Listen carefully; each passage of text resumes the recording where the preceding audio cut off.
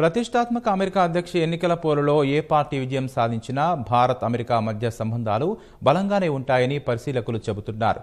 Republican party అభ్యర్థి Donald Trump నెగ్గినా, democratic party అభ్యర్థి Joe Biden గెలుపొందినా భారత్పై ప్రతికూల ప్రభావం ఉంటుందన్నారు.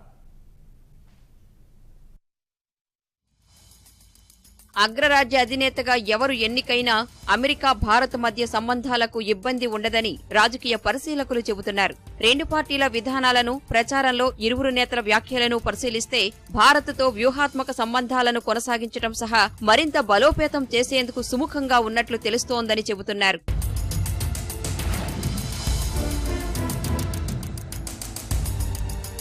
ట్రంప్ తన తొలి హయాంలో భారత్కు ముఖ్య స్నేహితుడిగా మారిపోయిన విషయాన్ని విశ్లేషకులు గుర్తు చేస్తున్నారు.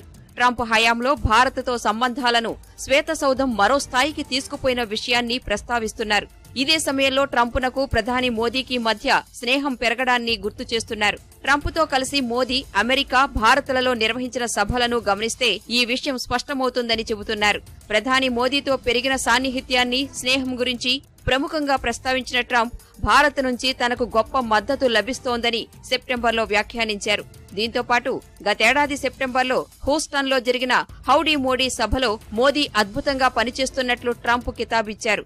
ఈ అంశాలను విశ్లేషకులు గుర్తు చేస్తున్నారు.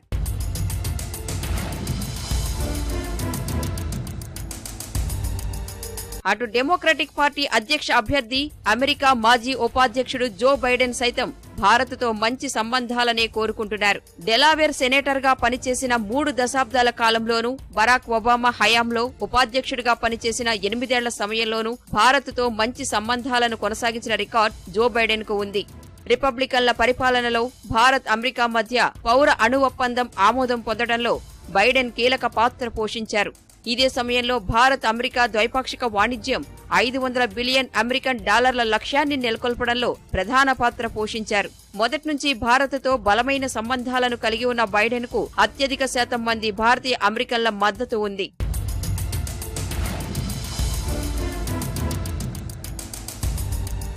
జులైలో జరిగిన ఓ నిధుల సమీకరణ కార్యక్రమంలో భారత్, అమెరికా సహజ భాగస్వాములని జో బైడెన్ వ్యాఖ్యానించారు. భారత్తో భాగస్వామ్యాన్ని వ్యూహాత్మక భాగస్వామ్యంగా అభివర్ణించిన బైడెన్ భద్రతకు సంబంధించి అవసరమైన ముఖ్యమైన భాగస్వామ్యంగా పేర్కొన్నారు. ఇదే సమయంలో భారత్, అమెరికా మధ్య పౌర అణు ఒప్పందం ఆమోదం పొందడంలో తన పాత్ర పట్ల గర్వపడుతున్నట్లు బైడెన్ పలు సందర్భాల్లో చెప్పారు.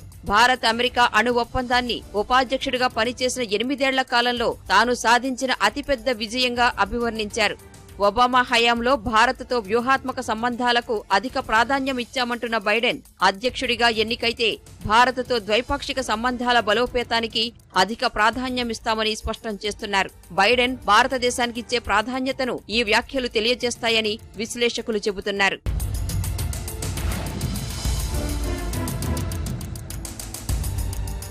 అధ్యక్ష ఎన్నికల తర్వాత భారత్, అమెరికా ద్వైపాక్షిక సంబంధాల బలోపేతం అంశానికి సంబంధించి ఢిల్లీలో ఇటీవల జరిగిన 2+2 సమావేశంలోనూ పునాదులు పడ్డాయి.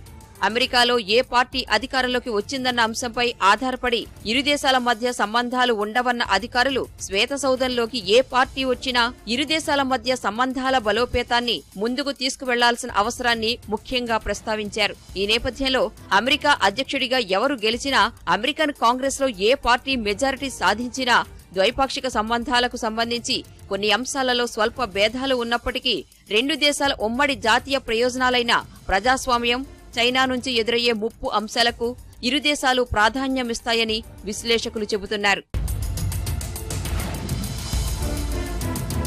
ట్రంప్ పాలనలో రక్షణ, ఇంధన అంశాలు ఇరు దేశాల వ్యూహాత్మక సంబంధాలలో ప్రధాన అంశాలుగా నిలిచాయి. వీటితో పాటు కరోనా దృష్ట్యా ఆరోగ్య రంగంలో పరస్పర సహకారం, కలిసి పనిచేయడంపై ఇరు దేశాలు దృష్టి సారించాయి. అయితే ద్వైపాక్షిక వాణిజ్యం, విదేశీయులకు ఇచ్చే పని వీసాలకు సంబంధించిన అంశాలలో ఎలాంటి పురోగతి లేదు. ఇదే సమయంలో భారత్తో వాణిజ్య ఒప్పందం కుదుర్చుకోవడంలో ట్రంప్ యంత్రాంగం విఫలమైంది. ఇరు దేశాల ఉన్నతాధికారులు సుముఖంగా ఉన్నప్పటికీ మినీ ట్రేడ్ డీల్ సైతం కుదుర్చుకోలేకపోయింది. ఫలితంగా ట్రంప్ పాలనలో వాణిజ్య ఒప్పందం కుదుర్చుకోని ఏకైక పెద్ద దేశంగా భారత్ మిగిలింది. గత 3 దశాబ్దాల కాలాన్ని పరిశీలిస్తే బైడెన్ హయాంలో అపరిష్కృతంగా ఉన్న అంశాలు నేటికి అపరిష్కృతంగానే ఉన్నట్లు తెలుస్తోంది. అయితే అమెరికా అధికార పగ్గాలు ఎవరు చేపట్టినా ద్వైపాక్షిక వాణిజ్య ఒప్పందం దిశగా వేగంగా అడుగులు వేస్తారని విశ్లేషకులు చెబుతున్నారు. ఆ దిశగా ఇప్పటికే జరిగిన చర్చలను అధికారులు తిరిగి ప్రారంభిస్తారని చెబుతున్నారు. రక్షణ రంగ పరికరాల కొనుగోళ్లకు సంబంధించి భారత్ మరిన్ని ఆర్డర్లు చేస్తుందని, బైలాటరల్ ఎనర్జీ ట్రేడ్ ను ఇరు దేశాలు మరో స్థాయికి తీసుకుపోతాయని చెబుతున్నారు. బైడెన్ అధికారంలోకి వస్తే వాతావరణ మార్పు అంశం ద్వైపాక్షిక సంబంధాలలో ఉన్న ప్రాధాన్య అంశాలలోకి చేరుతుందని పరిశీలకులు చెబుతున్నారు. రాజకీయ పరిస్థితుల నేపథ్యంలో బైడెన్, హ్యారిస్ యంత్రాంగం మానవ హక్కుల పరిరక్షణకు అత్యధిక ప్రాధాన్యం ఇస్తుందని విశ్లేషిస్తున్నారు. ట్రంప్ గెలిస్తే H-1B వీసాలు, భారత్లో పన్నుల అంశానికి సంబంధించి తొలి హయాంలో అవలంబించిన విధానాలనే ట్రంప్ సర్కార్ కొనసాగించే అవకాశం ఉందని చెబుతున్నారు. మరోవైపు తాను అధికారంలోకి వస్తే పెరుగుతున్న నిరంకుశత్వ ధోరణులకు వ్యతిరేకంగా తొలి ఏడాదిలోనే ప్రజాస్వామ్య దేశాలతో అంతర్జాతీయ సదస్సును నిర్వహిస్తానని జో బైడెన్ ఇటీవల ప్రకటించారు. ఈ సదస్సులో ఎన్నికల్లో భద్రత, మానవ హక్కులపై చర్చిస్తానని వెల్లడించారు. ఈ సదస్సులో భారత్ కీలక పాత్ర పోషించే అవకాశం ఉంది. ట్రంప్ హయాంలో భారత్ అమెరికాతో కీలక భాగస్వామిగా ఉంది. ముఖ్యంగా కీలకమైన ఇండో పసిఫిక్ ప్రాంతంలో చైనా దూకుడుకు కళ్లెం వేసే దిశగా అమెరికాతో కలిసి పనిచేసింది.